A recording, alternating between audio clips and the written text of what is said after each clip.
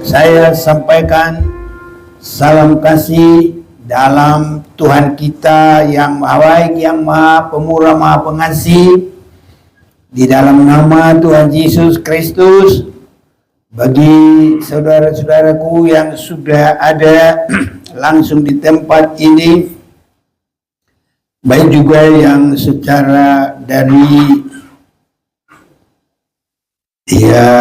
media sosial ini, Instagram, Facebook, juga bisa Zoom. Tuhan Yesus memberkati. Tema kita tetap satu, adalah pelayanan hamba Tuhan di akhir zaman. Pelayanan hamba Tuhan di akhir zaman. Nanti satu ketika kita akan lihat lagi akhir zaman ini lebih mendalami. Sekarang kita masih melihat arah pelayanan, sehingga kita benar-benar memperhatikan pelajaran ini. Jadi pelayanan hamba Tuhan di akhir zaman adalah mempersiapkan umat-umat Tuhan, mempersiapkan kerohanian yang dewasa, yang tidak bercacat celah, yang siap bagi hari kedatangan Tuhan. Di dalam hal ini firman Tuhan yang berkata, nanti kita akan lihat ayat demi ayat, tidak bisa dirubah-rubah. Sehingga orang tidak boleh berkata, oh itu tidak mungkin, tidak bisa suci, tidak bisa dewasa, tidak bisa sempurna. Kalau Tuhan sudah katakan harus sebagaimana yang Dia katakan, kita harus percaya bahwa Dia yang memanggil kita, Dia juga akan menolong kita semuanya. Dia yang sudah memulai, Dia akan mengakhiri. Dia yang memanggil kita, Dia juga memberi kemampuan dalam kita. Yang sangat dibutuhkan adalah rendah hati. Bagaikan tanah yang baik, tidak ada penolakan, tidak ada tantangan, tidak ada sesuatu yang membuat menjauhkan diri atau lari. Karena memang untuk bertahan dalam firman yang benar ataupun pengajaran itu tidak mudah. Yesus waktu Dia mengadakan mukjizat, 5.000 orang datang, yang sakit disembuhkan, mereka dikasih makan. Tapi kalau Tuhan Yesus sudah mulai arahkan lagi kepada firman pengajaran yang lebih mendalam, pada lari. Tadi 5.000 laki-laki lari. Kalau kita belajar, semoga kita tidak ada yang lari lagi. Karena asal kita mau, tetap Tuhan yang memampukan. Percaya saja, kalau Tuhan tidak memampukan, tidak bisa. Apalagi benar dan kudus sampai tidak bercacat celah, tidak mungkin dari diri kita. Tapi kalau kita yakin dan percaya dalam rendah hati, Tuhan, kalau itu kehendak-Mu, jadilah padaku seperti yang Engkau katakan. Maria juga waktu akan melahirkan Yesus, dia mengalami hal yang sangat berat. Bagaimana mungkin saya bisa melahirkan, saya belum pernah bersama dengan lelaki. Bagaimana mungkin saya harus melahirkan, tidak ada suami saya. Ya, tapi kalau dia pasrah kepada Tuhan, dia berkata, jadilah padaku seperti yang engkau ingini, maka segala sesuatu berjalan. Jalani dengan iman, jalani dengan keyakinan. Apapun persoalan kita, Tuhan sanggup menolong kita.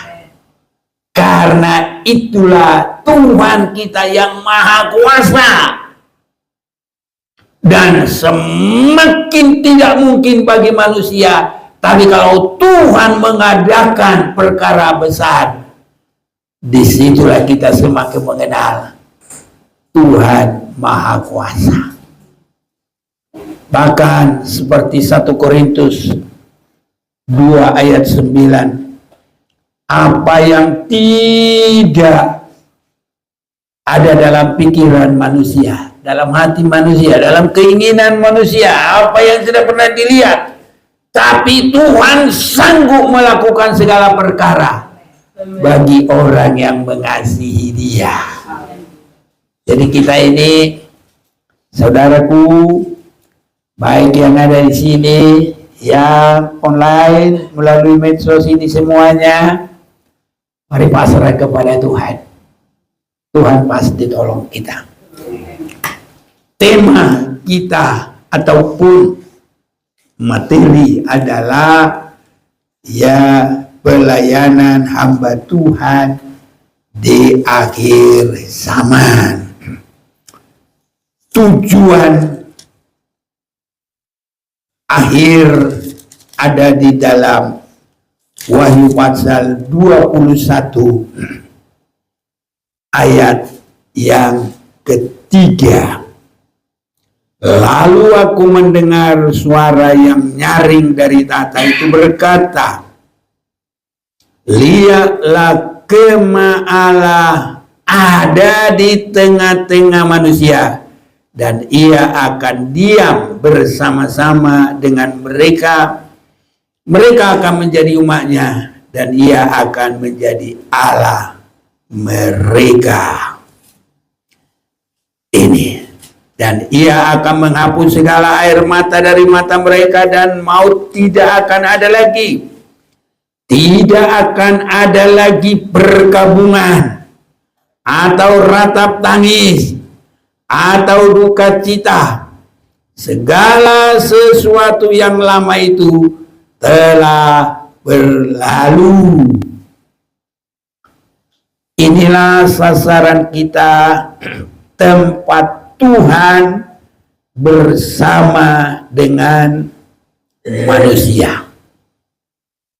Jadi pelayanan hamba Tuhan di akhir zaman ini harus menghasilkan kerohanian yang berkenan bagi hari kedatangan Tuhan, untuk masuk di Yerusalem baru, tempat Allah di tengah-tengah manusia, dan Allah diam bersama-sama dengan manusia. Tuhan yang maha kuasa dan bersama-sama dengan umatnya yang sudah bergumul dan menang. Kiranya kita semua menjadi pemenang. Amin. Tidak ada yang pecundang.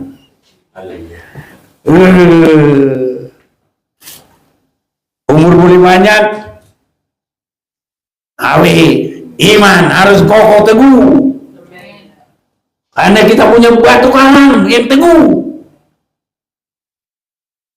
Batu sekarang yang teguh, Engkau perlindunganku. Mau gadai, mau apa saja pun, bersama Tuhan kita kuat.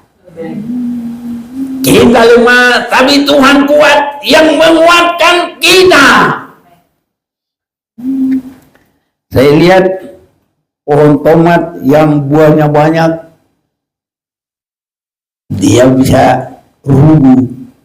Tapi kalau ditopang, penopangnya itu menjadi ya pendukung bagi cabang-cabang, tangkai-tangkai sama buah-buahnya. Kelihatannya enak. Nanti kalau yang punya kebun senang, dia gunting-gunting satu unting ranting apa itu buahnya itu, satu kerat, wah mantap kelihatannya. Jadi kita tidak mampu, tapi Tuhan kita memampukan kita karena Dia Maha Kuasa. Ini jangan jadi penakut, karena penakut nggak boleh masuk sini loh. Nggak boleh, bukan aku yang ngomong. Wahyu pasal yang kita akan baca juga, supaya benar-benar kita berpondasi firman, meyakininya, dan benar-benar berada di dalam kebenaran firman itu.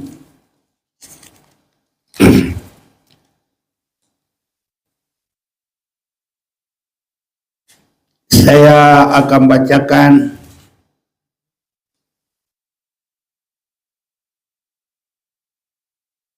ya mulai dari pasal 21 juga, boleh kita lihat ayat yang ke-8.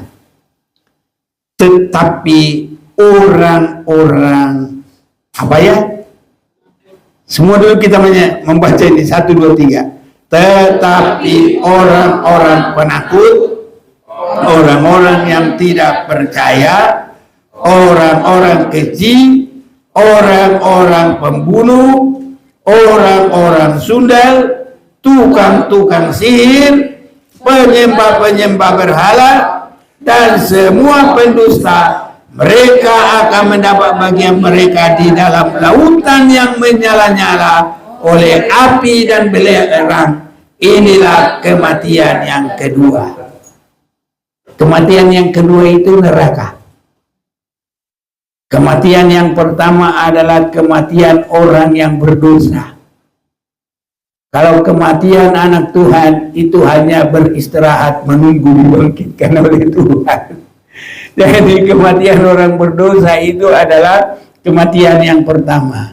Kematian yang kedua, nanti kalau kerajaan 1000 tahun sudah selesai, ya, maka iblis membangkitkan yang mati di dalam dosa menjadi tentaranya dia.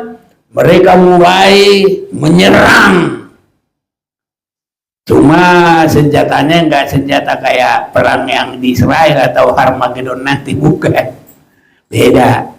Nah, jadi ini mereka menyerang dengan, saya kurang tahu karena di sini tidak ditulis penjelasannya senjatanya apa, ya. Tetapi kalau kita lihat di dalam Wahyu pasal 20 ayat 7, dan setelah masa 1000 tahun itu berakhir, iblis akan dilepaskan dari penjaranya, dan dia akan pergi menyesatkan bangsa-bangsa pada keempat penjuru, mengumpulkan mereka. Tadi ada ketinggalannya. Pada keempat penjuru bumi, yaitu Gog dan Magog, dan mengumpulkan mereka untuk perang. Nah, ini perang. Dan jumlah mereka sama dengan banyaknya pasir di laut. Makanya anak Abraham itu ada 2 bagian, seperti bintang di langit dan seperti pasir di di laut. Jangan kita seperti pasir di laut. Karena kalau bintang di langit itu, kerohanian yang sudah bertobat, tidak ada lagi yang mengikat dia, hari-hari dibaharui sampai tidak bercacat celah, sehingga dia bisa disebut seperti bintang di langit. Itu anak Abraham yang keberkatan. Semua kita yang ada di sini dan semua kita ada kesempatan untuk menjadi anak Tuhan, anak Abraham yang diberkati seperti bintang di langit. Baik saudara-saudaraku yang mengikuti lewat online, kita berdoa dan saat ini imani Tuhan tolong kita semua. Bukan seperti pasir di tepi laut. Karena itu nanti adalah menjadi tentaranya iblis. Kalau tentara-tentara di dunia ini masih lumayan saudaraku. Kalau udah tentara iblis ini udah dikunci. Tidak bisa lagi gerak. Terhukum selama-lamanya. Jumlah mereka sama dengan banyaknya pasir di laut. Maka naiklah mereka ke seluruh dataran bumi. Ini dataran bumi ya. Tapi nanti kalau anak-anak Tuhan naik, terbang ke udara. Nah, ini saudaraku, ke Yerusalem baru. Maka naiklah mereka ke seluruh dataran bumi. Jadi masih di bumi saja. Paling dari laut ke darat, itu aja. Lalu mengepung perkemahan tentara orang-orang kudus. Nah, dikepung. Dan kota yang dikasih itu. Tapi dari langit turunlah api menghanguskan mereka. Dan iblis yang menyesatkan mereka dilemparkan ke dalam laut, lautan api dan belerang, yaitu tempat binatang dan nabi palsu itu. Dan mereka disiksa siang malam sampai selama-lamanya. Jadi ada siksaan api yang selama-lamanya. Amin saudaraku. Siksaan api yang selama-lamanya. Kita mau ngomong dulu sama-sama. 1, 2, 3. Siksaan api yang selama-lamanya. Kalau kita lihat dengan konteks firman yang lain, api yang selama-lamanya itu api neraka. Kalau kita lihat konteksnya, ini di sini nggak langsung disebut neraka, tapi arti api yang kekal selama-lamanya adalah neraka. Berarti neraka itu nanti ya bumi ini jadi neraka nanti. Itu ya. Nah, jadi itu sebabnya harus menjadi anak Tuhan yang disebut seperti bintang di langit. Itu adalah kerohanian yang sudah mengalami pertolongan Tuhan, anugerah Tuhan yang besar. Dan mereka disebutkan umat Tuhan. Jadi Tuhan bersama umatnya kekal selama-lamanya. Yerusalem baru. Yang masuk ke situ hanyalah mereka yang sudah melewati mata Tuhan, koreksi mata Tuhan. Kalau sekarang kata-kata yang lebih tajam, X-ray-nya Tuhan. Iya, karena kalau X-ray-nya ini saudaraku tidak bisa dibohongi.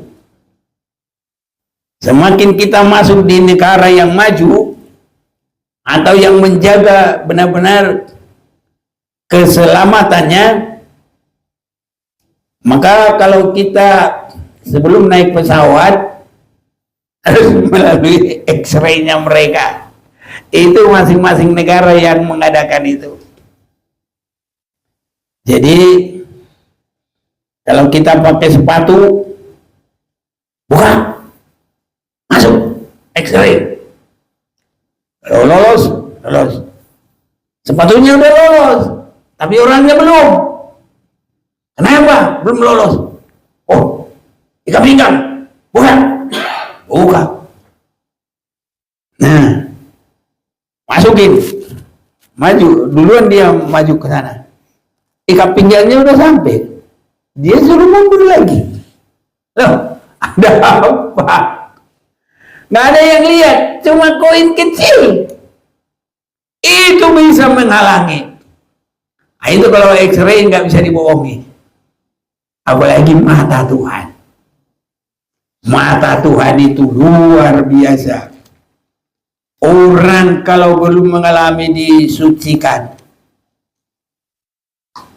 ini takut saudaraku. Makanya jangan pikir-pikir, orang pikir gampang-gampang masuk surga. Kami sudah selesai, kami sudah cukup ini. Ya, tidak bisa. Saya mau mengajak kita bagaimana Tuhan yang kita akan hadapi ini. Wahyu pasal yang pertama.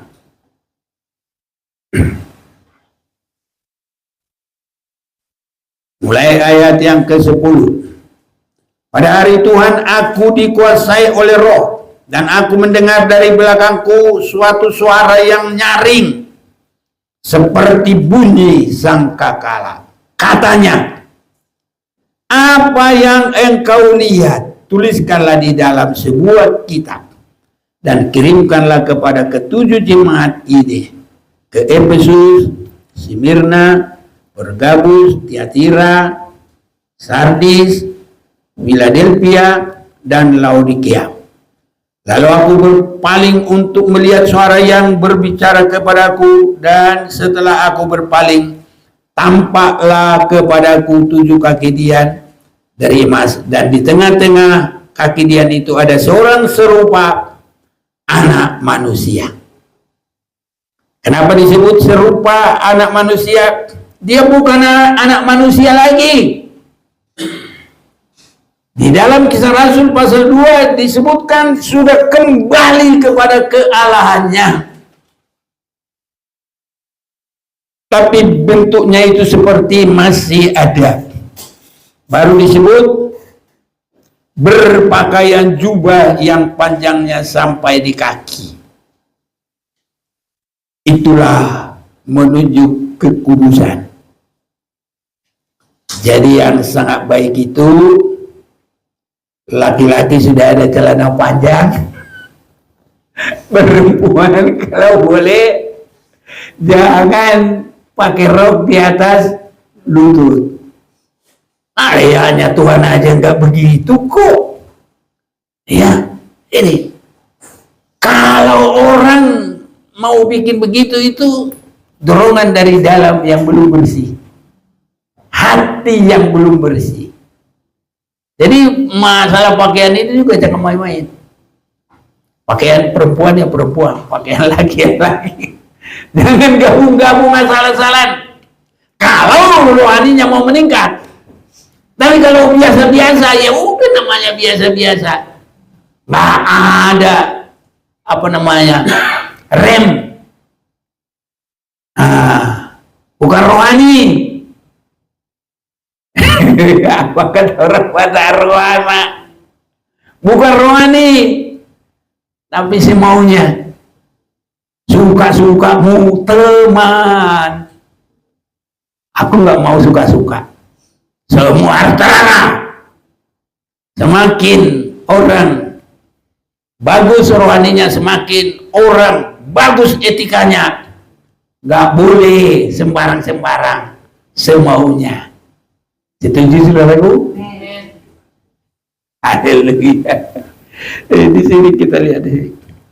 Dan dadanya berlilitkan ikat pinggang dari emas. Dan dadanya berlilitkan ikat pinggang dari emas. Itu menunjukkan kesiapan. Kepala dan rambutnya putih bagaikan bulu yang putih merah. Dan matanya bersama kita. Matanya 1, 2, 3 bagaikan nyala api. Kita melihat mata sesama kita juga kalau kita yakini seseorang itu orang benar atau orang yang hebat, tidak berani memandang matanya, ya.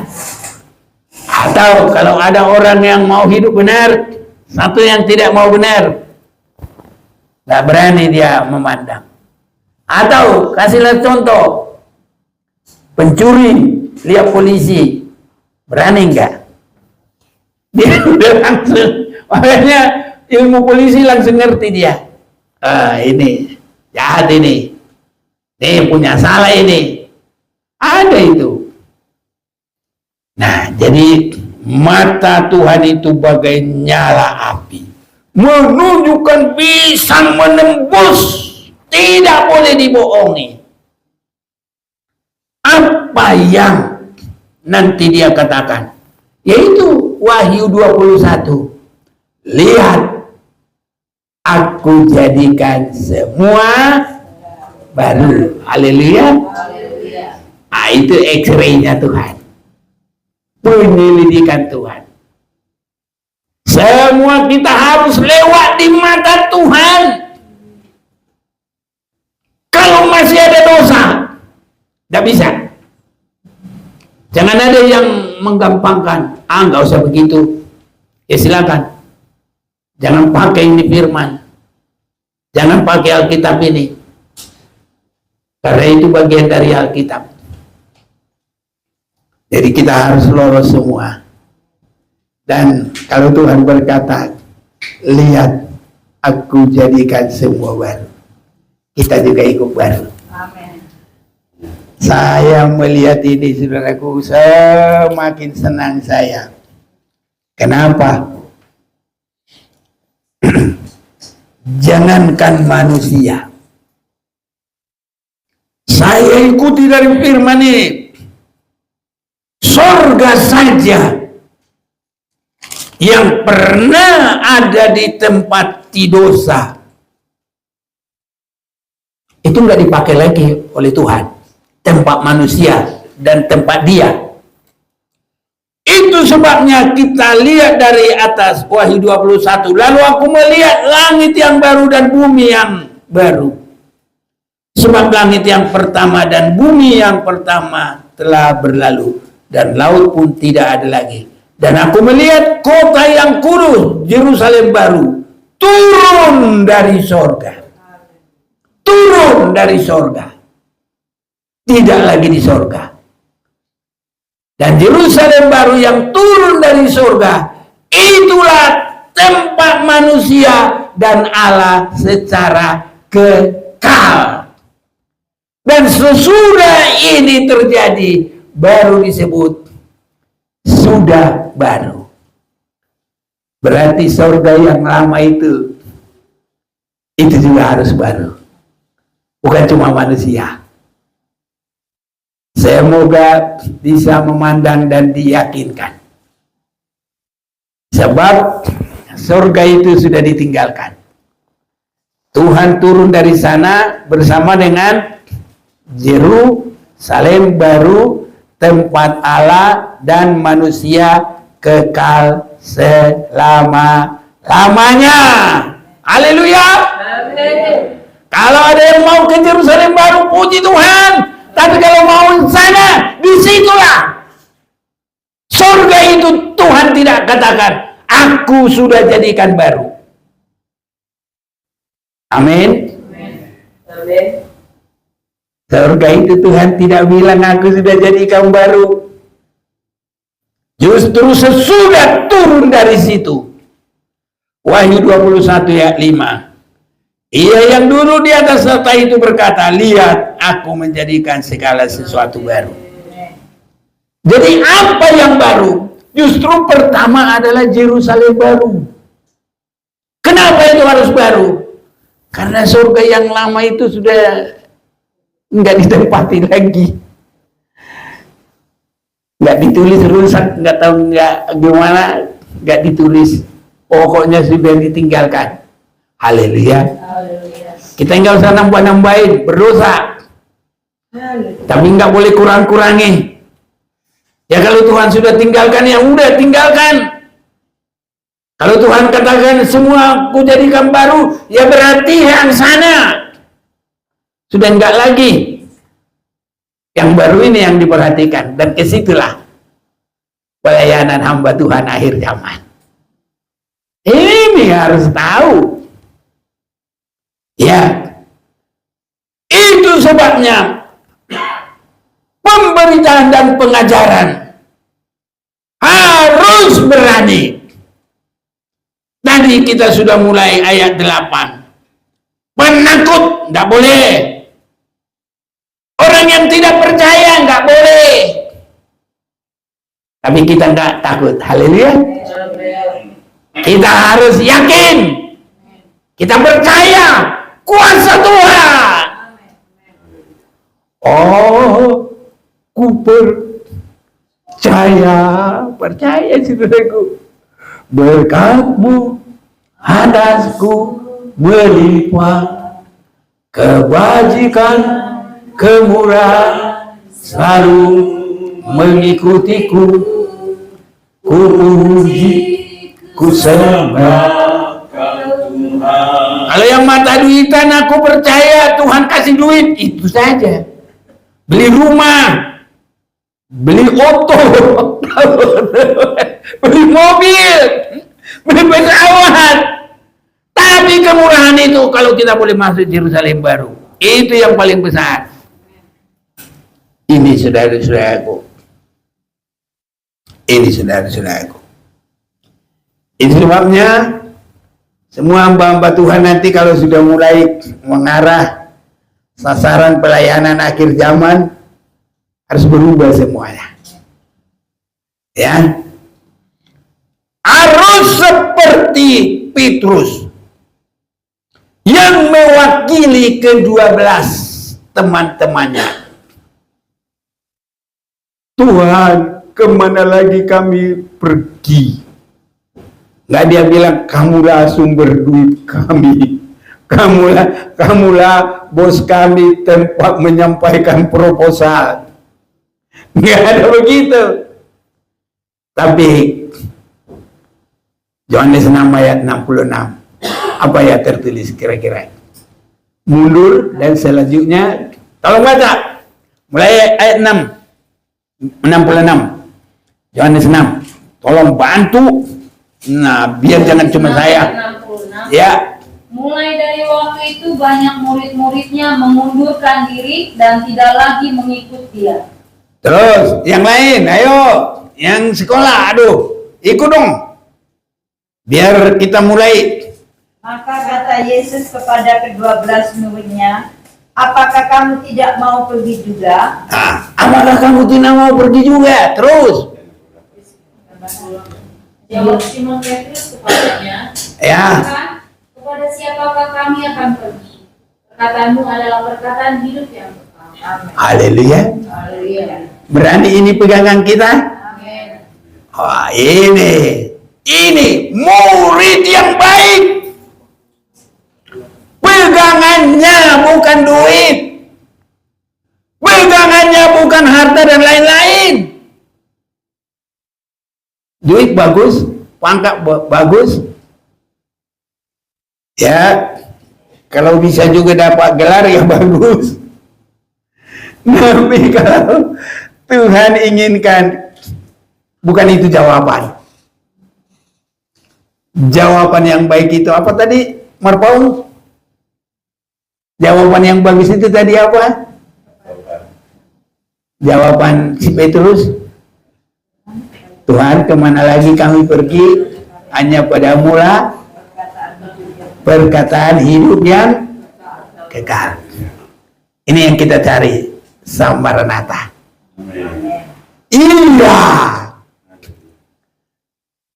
Kalau gelar nggak ada, silakan yang di sana ada. Kalau di sini, kalau di sini universitas Unsur, tahu Unsur? Belum tahu ya? Universitas Surga. Haleluya. Nanti S1, S2, S3 suci sempurna. Mau bikin S4 itulah tambahin suci sempurna. Jadi S5, S4 ya hebat. Nah, kalau sana strata 1, strata 2. Kalau sini suci. Tempat kita menyembah Tuhan. Suci.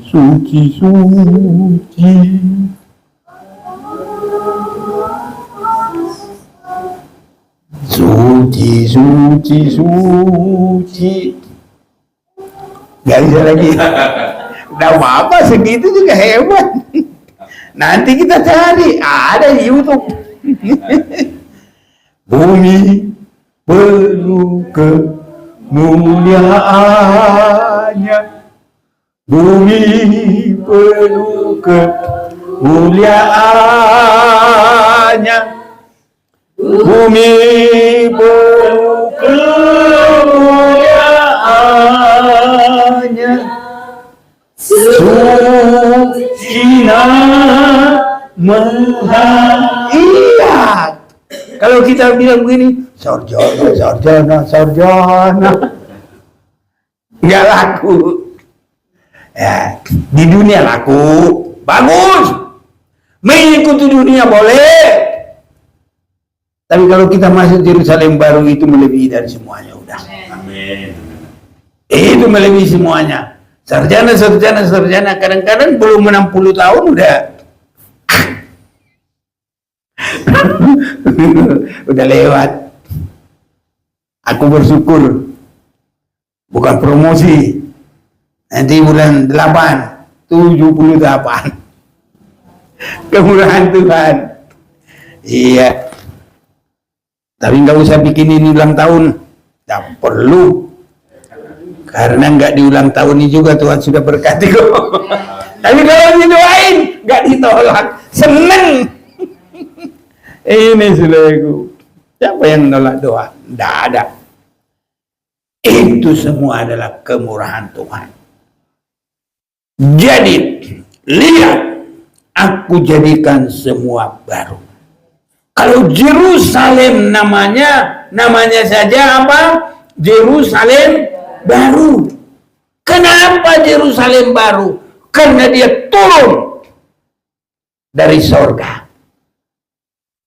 Dan itu menjadi tempatnya Tuhan dengan umat manusia. Haleluya. Kenapa turun dari surga?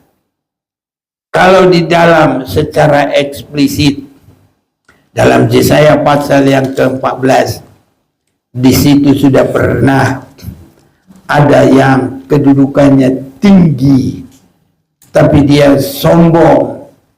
Itu namanya Lucifer. Tapi kalau cari bahasa Indonesia nggak ada ya. Tapi kalau bahasa Inggris ada. Lucifer. Hai Lucifer, gitu dia. Ya. Jadi di sini dibilang begini.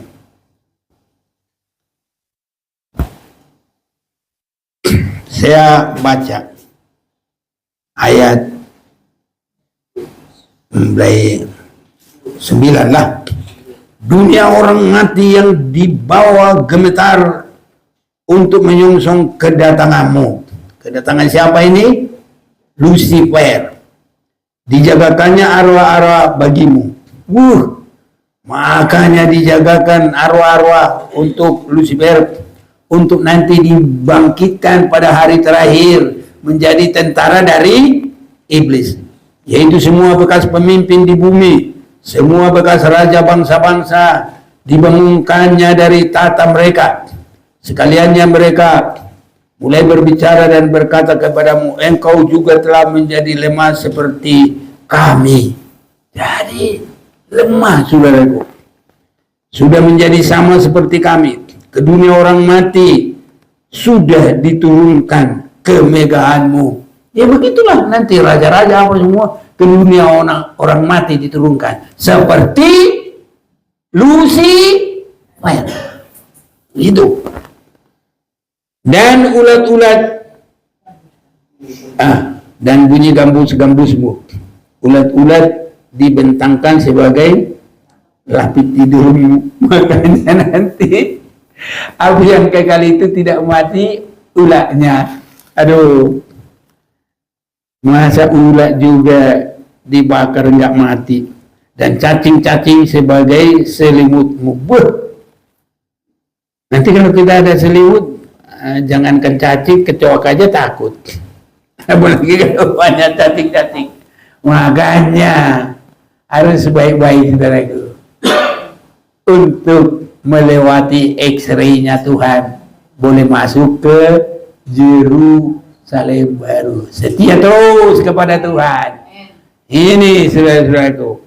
12. Wah, engkau sudah jatuh dari langit, hai bintang timur putra fajar. Engkau sudah dipecahkan dan jatuh ke bumi, hai yang mengalahkan bangsa-bangsa. Engkau yang tadinya berkata dalam hatimu, aku hendak naik ke langit, aku hendak mendirikan tataku mengatasi bintang-bintang Allah, dan aku hendak duduk di atas bukit pertemuan jauh di sebelah utara.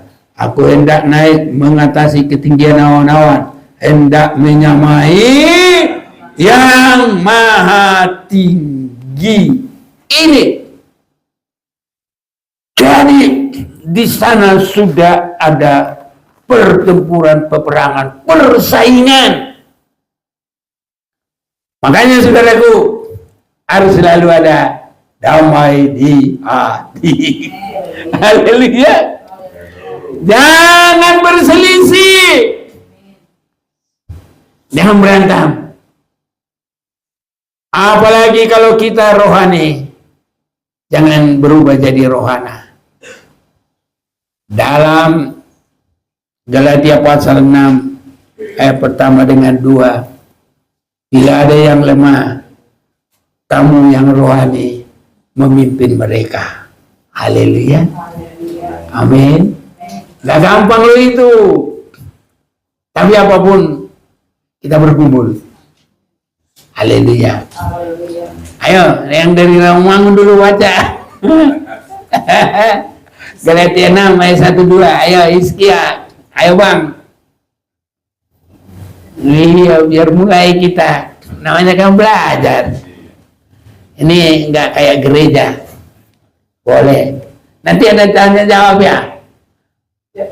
Oke, jam berapa tanya jawab? Jam 8. Berarti kita setengah jam lagi. Oke, siap.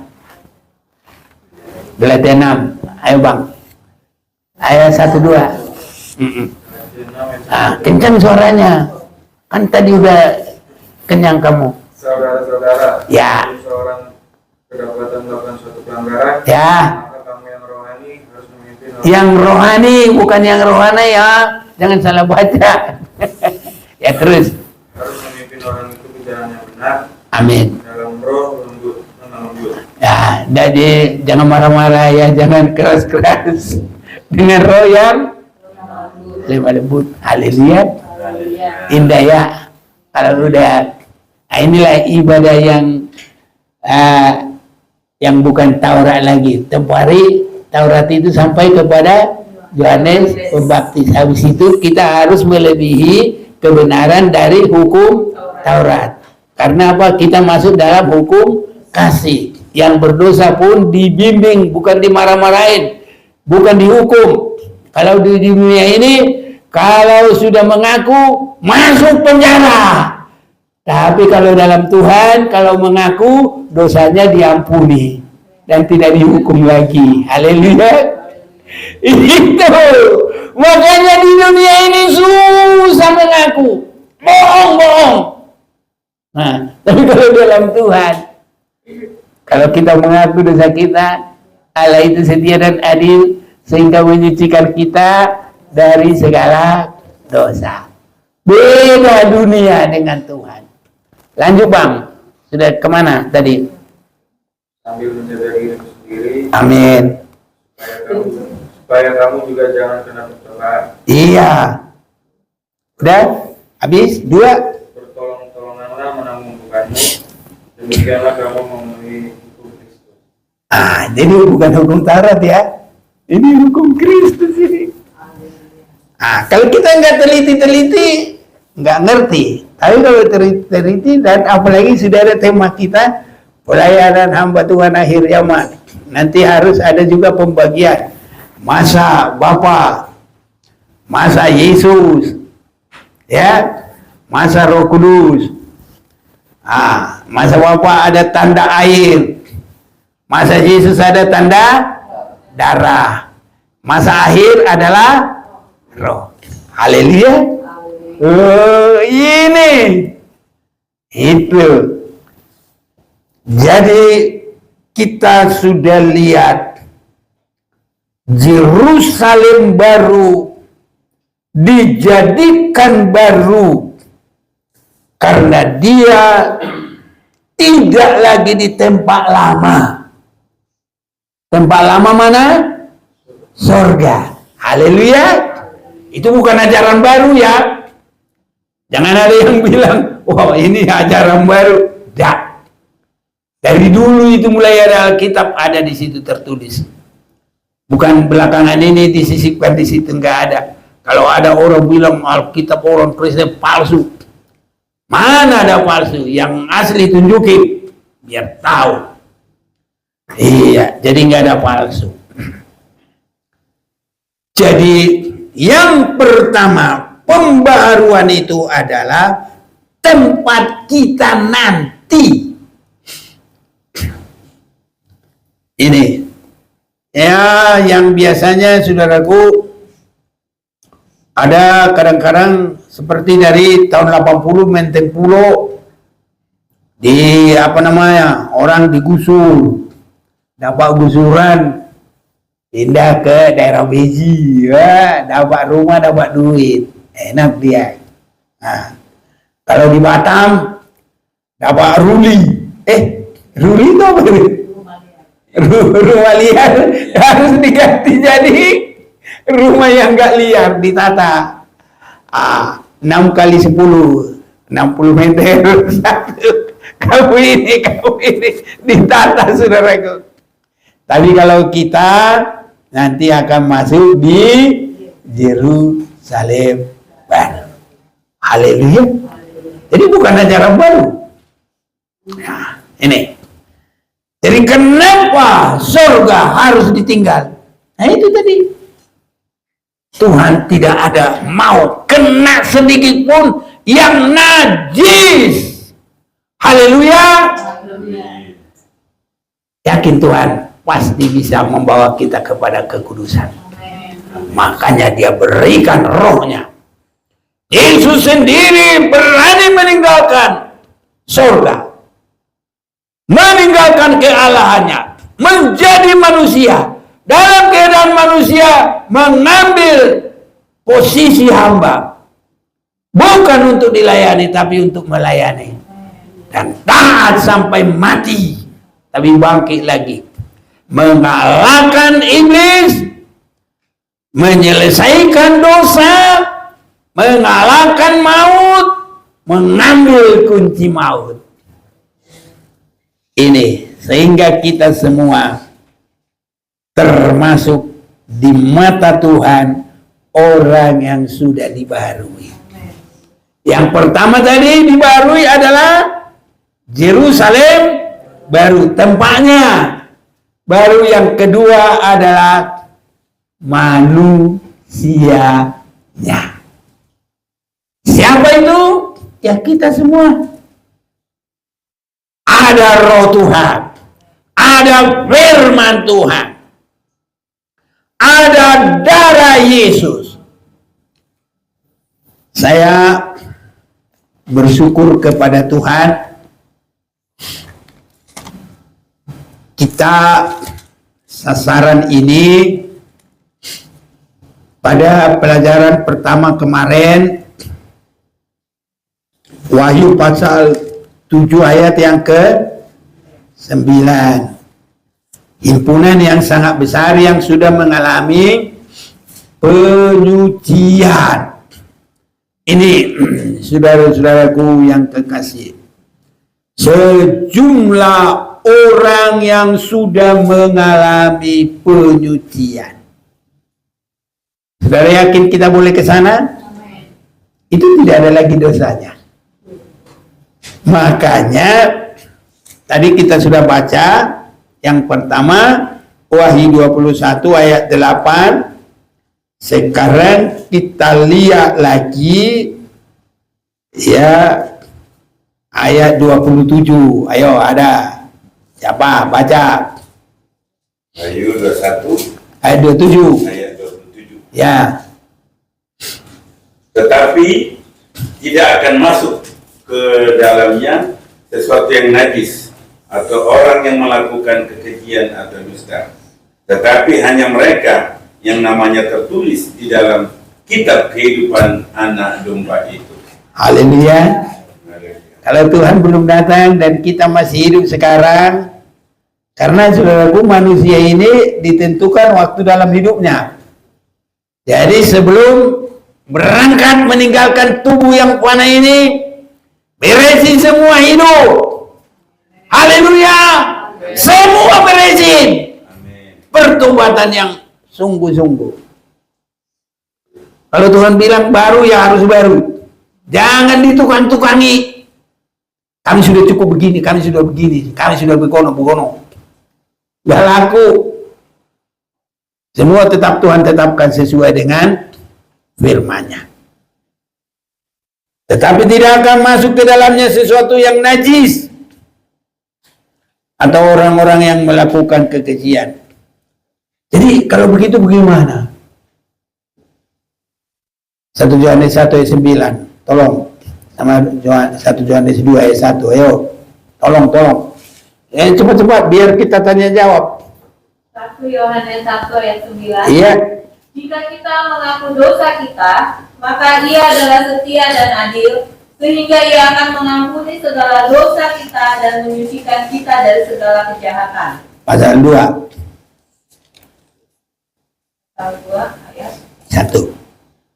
1 Yohanes 2. ayat 1. Ya. Anak-anakku, hal-hal ini kutuliskan kepada kamu, supaya kamu jangan berbuat dosa. Namun jika seorang berbuat dosa, kita mempunyai seorang pengantara pada Bapa, yaitu Yesus Kristus yang adil. Nah, jadi kalau kita berbuat dosa, ada pengantara kita, yaitu Yesus Kristus. Ada lagi lanjutannya coba.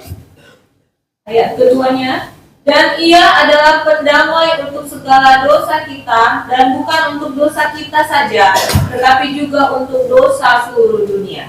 Ya. Untuk menerangkan ini, mari kita mau baca ini. Wahyu pasal 14 ayat 4.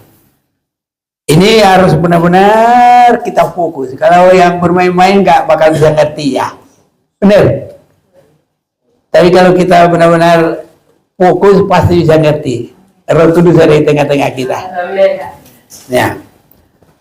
Mereka adalah orang-orang yang tidak mencemarkan dirinya dengan perempuan-perempuan karena mereka murni sama seperti perawan. Mereka adalah orang-orang yang mengikuti anak domba itu kemana saja ia pergi. Mereka ditebus dari antara manusia sebagai korban-korban sulung bagi Allah dan bagi anak domba itu. Ini saya bersyukur di sini. Rupanya bangsa Israel 144.000 itu khusus. Dan mereka sampai saat ini belum menerima Yesus. Amin. Jadi mereka selamat itu kenapa? Karena pilihan Allah. Nanti pelayanan di akhir zaman, pemberitaan firman, pergi ke seluruh bumi beritakan firman. Itu bukan hanya bangsa Israel, siapa saja juga boleh, termasuk kita. Haleluya. Ini 144.000 yang ditebus oleh darah anak domba. Ya, ini. Jadi kalau bangsa Israel itu belum mau dia ditebus darah Yesus. Sampai sekarang mereka masih tegar tengkuk. Ya. Jadi ini adalah orang yang sudah menerima firman sesudah Yesus mati dan bangkit, baru ya diberitakan firman, siapa saja yang percaya boleh. Haleluya. Jadi bukan Israel. Nah, ini golongannya. Berapa banyaknya juga. Dan aku melihat sesungguhnya anak domba berdiri di bukit Sion dan bersama-sama dengan dia 144.000 orang, dan di dahi mereka tertulis namanya dan nama bapaknya. Kita membedakan ini dengan Wahyu pasal 7. Wahyu pasal 7 itu jelas-jelas ditulis dari suku Ruben, berapa? Dari suku Naftali, Isasar, Sebulon. Yang hilang apa? Dan diganti sama Manasye dan Efraim. Jelas, saudaraku, Israel semua. Tapi kalau ini adalah 144.000 orang yang dari mana ini? 144.000 dari mana? Bukan. Yang tidak mencemarkan dirinya, yang ditebus oleh darah anak domba. Bangsa Israel belum ditebus sampai sekarang. Amin. Bisa ngerti ya? Yang lain belum pernah ke Israel sih, agak susah-susah dia. Gimana Pak Omi? Udah pernah ke Israel? Mereka kan belum menerima secara global. Kalau ada satu-satu ya udah kelompok sini, tapi bukan karena Israelnya yang dipakai. Yang dipakai karena dia percaya Yesus. Memang sekarang ada sedikit, belum banyak. Makanya nanti kalau kita terima Yesus, nggak ada lagi Yahudi, nggak ada lagi Israel, semua sama. Kerasa Galatia 3 itu berapa? Kalau mau baca ya boleh. Nanti kita nggak tanya jawab lagi ya, nggak apa-apa. Kita kalau suruh dengar firman ya firman aja ya, mengalir aja ya, mengalir aja, ayo, mengalir aja. Ayo berapa? 20 ya? Oh 27 ya? Ayo. Karena kamu semua yang dibaptis dalam Kristus telah mengenakan Kristus. Dalam hal ini tidak ada orang Yahudi atau orang Yunani, tidak ada hamba atau orang merdeka, tidak ada laki-laki atau perempuan, karena kamu semua adalah satu di dalam Kristus. Ya, jadi ini kita membandingkan dengan 144.000 yang hanya dari suku Israel. Haleluya. Makanya aku bilang tadi kalau enggak benar-benar fokus, susah ngerti. Tapi saya yakin kita oleh Roh Kudus pasti tertolong. Ya, jadi 144.000 yang pertama dari suku bangsa Israel. Yang kedua 144 yang ditebus oleh darah Yesus. Nanti kalau kita belajar lagi bangsa Israel, mereka akan terima pada yang terakhir. Karena waktu mereka menolak, saat itulah beritakan firman ke seluruh bumi. Haleluya. Siapa yang percaya boleh selamat. Dan nanti begitu mereka terima, tertutuplah pintu. Gak bisa lagi. Jadi bangsa Israel itu pintu. Waktu mereka menolak, dibuka di luar Israel. Kalau mereka sudah terima lagi, ditutup bagi. Jadi sekarang kita rebut. Lukas pasal 16 ayat 16, orang yang merebut dapat baca biar nggak salah. Lukas 16 ayat 16. Iya. Hukum Taurat dan kitab para nabi berlaku sampai kepada zaman Yohanes. Iya. Dan sejak waktu itu kerajaan Allah diberitakan dan Iya. setiap orang menggagahinya berebut memasukinya. Iya. Jadi harus bersungguh-sungguh. Kita harus bisa menyanyi. Tapi jangan karena tahu nyanyinya. Harus dengan penyerahan. Dengan segenap hati. Dengan segenap jiwa.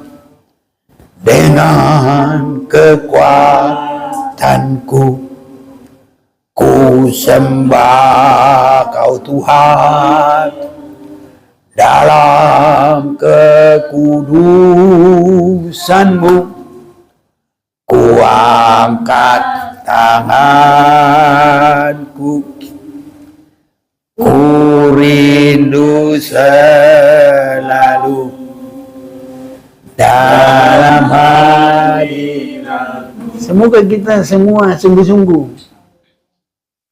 Saudara-saudaraku, nggak tahu nanti kapan kita bisa dapat pelajaran kayak begini. Dan kalau kita bisa dapat, itu kemurahan Tuhan. Satu pun tidak ada di luar firman Tuhan. Betul enggak? Semua kita lihat dari firman Tuhan. Dan bikin-bikin. Itu kemurahan Tuhan, saudaraku. Kalau orang yang sudah mengerti, mereka menghargai. Tapi kalau belum mengerti, sia-sia. Kita kasih pun mutiara. Diapain? Nggak dihargai. Tapi kita ini adalah yang menghargai. Ini saudara-saudaraku. Jadi rahasia dari perempuan ini, itu kan bukan perempuan sungguhan dalam arti fisik. Karena disebut di sini perawan itu menunjukkan kekudusan sampai sama dengan yang belum pernah bernoda. Karena yang bernoda itu seperti surga yang ditinggalkan. Nah, di situ pendalamannya. Kalau yang bernoda itu seperti surga yang ditinggalkan. Bisa menangkap ya? Bisa belum? Hah? Surga itu ditinggalkan karena sudah ternoda. Haleluya. Haleluya. Kita sudah berdosa apa enggak? Oh, Roma 3:23, Roma 3:10, semua sudah berbuat dosa. Tapi kalau kita seperti perawan, itu lewat pemberitaan firman dan hari-hari dibaharui. Terus dibaharui. Baru seperti perawan. Hebat enggak? Itu artinya tidak pernah ternoda. Itu kekuatan darah Yesus yang luar biasa. Mau cari di mana ini? Nah, gitu. Mau cari di mana? Gak ada. Hanya orang merindu kepada Tuhan dengan sungguh-sungguh. Ini. Itu sebabnya mereka murni sama seperti perawan. Bukan karena dia lahir jadi perawan terus. Nah, kalau dia sudah sampai lama, nanti dia orang bilang perawan lama. Enggak ada tuannya kan. Perawan lama aja. Nanti orang bilang perawan bulukan lagi. Iya. Tapi ini seperti perawan. Artinya seolah-olah sudah tidak diingat lagi yang lama. Sudah tidak lagi seperti pernah bernoda. Tidak. Sebab kalau dipikir masih bernoda, ditinggal. Seperti apa? Surga itu kan ditinggal. Bukan aku yang ngomong. Wahyu 21 tadi ayat 1, 2 itu, 3 itu. Tuhan itu turun. Itu artinya apa? Meninggalkan surga. Haleluya. Kalau itu dapat mengerti enggak? Makanya ini kalau enggak sungguh-sungguh pasrah susah ini. Karena ini juga puncaknya pelayanan akhir zaman. Membuka yang sesungguh-sungguhnya. Semoga semua yang online dari Facebook, Instagram, apalagi punya kita, YouTube, TikTok belum. Bikin semua. Semoga seluruh bumi, semua kita kerjasama. Yang bahasa Indonesia bikinkan bahasa Inggris seluruh dunia. Haleluya. Makanya saya berdoa biar Tuhan berikan hikmat. Nih Bapak Louis sudah bikin YouTube hampir 500 judul. Kesia baru 3. Masih terus capung ya. Ya. Ini kemurahan Tuhan loh. Aku kan belum bisa. Tapi Tuhan tolonglah sesuai porsi masing-masing. Tuhan berkati kita semuanya. Nah, jadi kalau disebut kembali seperti perawan, itu seolah-olah yang lama itu nggak diingat lagi. Itu kebaikan Tuhan yang luar biasa. Kita boleh menyanyi, Tuhan selalu ampuni dan lupakan yang sudah. Dia takkan ingat salahku. Tuhan selalu ampuni. Kalau perawan dari awal siapa yang ada itu? Nggak ada itu. Nah, kenapa? Roma 3 ayat 10 semua orang sudah berbuat dosa. Udah kebobolan semua, berbuat dosa. Amin. Ayat yang ke-23, nggak ada lagi yang bisa hidup kekal. Semua terhukum. Tapi darah Yesus luar biasa. Menyucikan kita dan Tuhan melupakan kita. Sehingga kita seperti perawan suci. Makanya bersungguh-sungguh semua, jangan asal-asalan. Jangan Kristen asal-asalan. Jangan melayani asal-asalan. Harus pelayanan kita yang mengarah ke Yerusalem baru. Dan Tuhan Yesus katakan, lihat, aku jadikan semua baru. Kita baru lihat, 1, Yerusalem barunya. 2, hidup manusia. Haleluya. Jam 8, silakan. Setengah jam ya. Ada yang mau bertanya katanya? Ada pertanyaan dari Hah? Zoom. Ada pertanyaan dari Zoom. Apa tuh? Baca. Apakah orang Batak adalah termasuk suku Israel Yahudi yang hilang? Karena suku Batak punya kesamaan budaya, kepintaran, dan kenakalan yang sama dengan suku Israel. Beginilah. Bapak S.T. Maningting Panjaitan. Beginilah.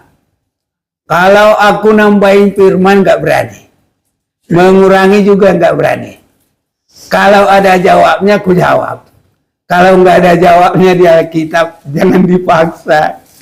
Nanti jadi aku berdosa. Itu ya udah kita berdoa.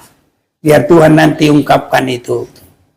Ya, karena hal-hal yang begitu itu biarlah Tuhan yang mengungkapkan. Belum sampai ranah kita ke sana. Karena kita penyelidikannya aja juga baru menyelidiki firman. Yang lain juga belum. Ya, begitu ya Amang ya. Jangan marah ya. Kalau ada di Alkitab pasti ku jawab. Tapi kalau langsung iya saya bilang, kalau bukan iya bagaimana? Karena itu juga tafsiranku nanti. Amang mau nggak tafsiran? Tapi kalau nggak mau tafsiran, ya udahlah kita tunggulah, kita berdoa lah ya. Amang Panjaitan ya. Terima kasih Amang. Oke. Yang kedua dari Wah. itu juga.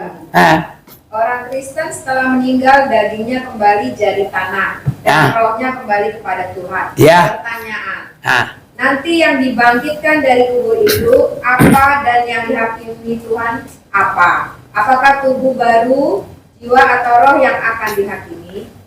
kalau tubuh baru itu sudah langsung benar.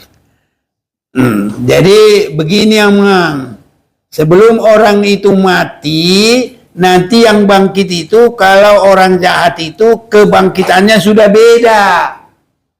Jadi orang jahat itu kebangkitannya kebangkitan yang kedua. Makanya berharga di mata Tuhan kematian orang yang dikasihinya.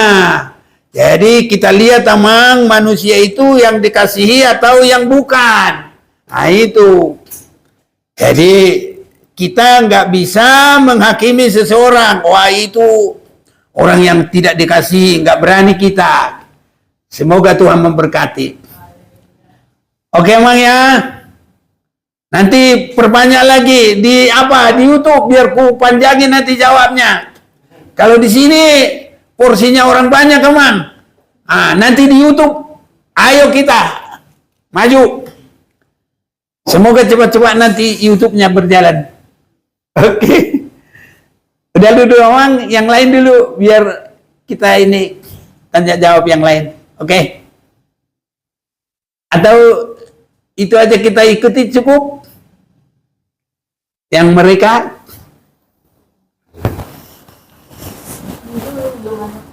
Hah? Belum? Oh, jadi itu aja dulu. Oke. Yang lain lah kita lah. Katanya ada yang mau bertanya. Halo, bertanya Pak. Siap? Saya tadi mengikuti yang di Yesaya 14 itu, Ya. dari ayat 12. Itu dikatakan, wah engkau sudah jatuh dari langit, hai bintang timur, putra fajar. Biasanya yang huruf besar itu di tengah-tengah itu dipakai untuk nama penulisan roh, Yesus, dan Bapa. Di sini dia bertulis besar. Saya tidak mengerti apakah untuk musibah itu dia dipakai juga huruf besar. Kalau Tuhan nggak bakal jatuh, dia paling kalau mau ke sini ya datang. Jadi yang jatuh itu bukan dari Tuhan. Yang jatuh itu pasti yang berdosa itulah. Ya kalau itu Lucifer ya itulah yang berdosa. Jadi berdosa itu biasanya disebut jatuh. Kalau Tuhan nggak pernah jatuh.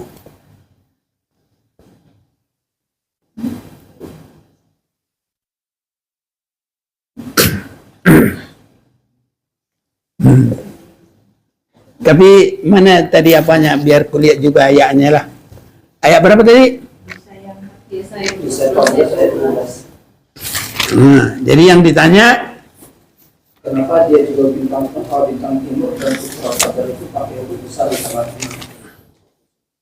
Apakah benar secara Lucifer pun dipakai huruf besar? Itu maksud saya.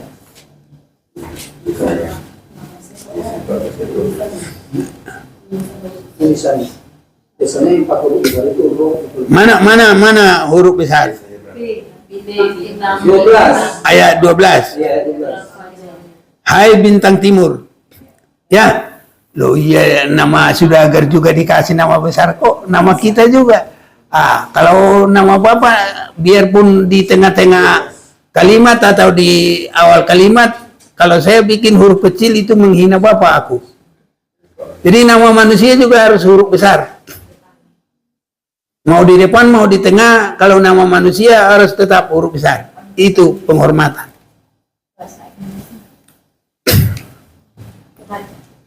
Nah. How art thou fallen from heaven, O Lucifer, son of the morning? How art thou cut down to the ground, which didst weaken the nation? Ini pun kan semuanya huruf besar, semuanya huruf kecil ini. Gimana bisa kita bedakan? Tapi itu lama. Kalau nama manusia, ya nama manusia, mau di tengah, mau di awal, tetap harus huruf besar. Kalau kita buat nama manusia, biarpun di tengah-tengah huruf kecil, itu nanti kalau kita melamar kerja gak bakal masuk.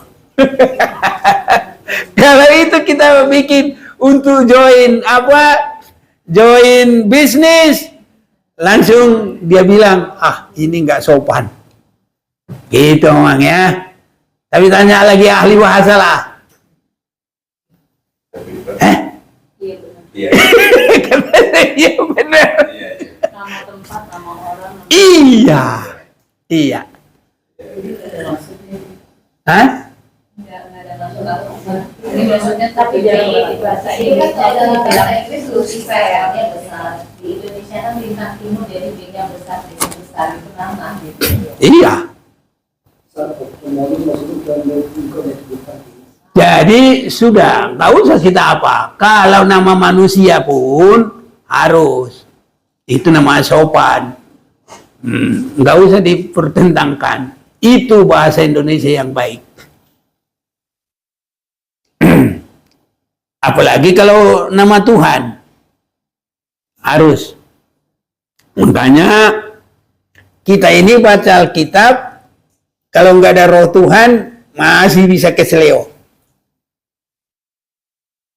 Jadi, satu hidup kudus, mau hidup kudus walaupun belum kudus, dan rendah hati, berserah kepada Tuhan. Baca Alkitab, pasti semakin terbuka semua. Itu. Kalau ada sedikit merasa hebat, merasa ini ada suka berlawanan, udah bersalahan lah. Semoga Tuhan tolong kita. Boleh. Jadi kalau hanya arti bahasa atau apa seperti gitu, ya yang sangat baik itu yang kita cari adalah kebenaran. Yang kita cari adalah kehendak Tuhan. Yang kita cari adalah untuk kita meningkat dalam rohani. Itu. Kalau itu namanya kan termasuk itu hanya pengetahuan bahasa. Nah, jadi kalau yang rohani, kita akan fokus kepada hal-hal kerohanian.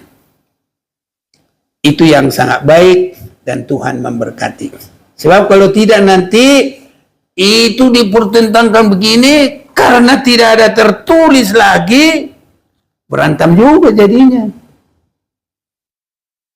Nah, gitulah. Padahal untungnya itu nggak ada. Tuhan memberkati. Ya.